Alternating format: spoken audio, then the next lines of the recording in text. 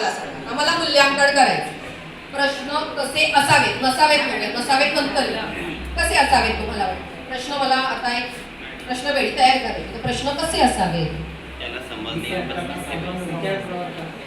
एक एक घेऊया. सर काय संभ्रम म्हणजे जसं मगाशी सरांनी एक उदाहरण दिलेलं होतं तसं विचार प्रवर्तक असले पाहिजे, त्याला विचार करायला लावणारे असले पाहिजेत. मी शिकवलं आणि त्याच्यावरचा अगदी साधा सोपा मी प्रश्न विचारला असंही चालणार नाही.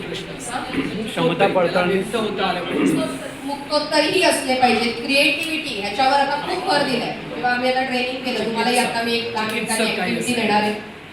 चिकित्सक प्रश्न असावे, चिकित्सक प्रश्न असले पाहिजेत. क्रिएटिव्हिटी लेवल आपण ब्लूम्सची टॅक्सॉनॉमी अँडरसन क्रॅथवॉलने थोडीशी बदलली आणि ती आता आपण यूज करणार आहोत. इकडे इव्हॅल्युएशन लास्ट होता. आता क्रिएटिव्हिटी आपल्याला विद्यार्थ्याला क्रिएटिव्ह बनवायचंय, त्याला विचार करायला लावायचंय. अजून मुलं निरुत्तर होतात असे प्रश्नांची काही प्रश्न संदिग्ध किंवा मगाशी सरांनी फार छान सांगितलं. त्या इयत्तेला अनुरूप आणि उद्दिष्टाला त्या अनुरूप इयत्तेसाठी अनुरूप अनुरूप असले पाहिजे.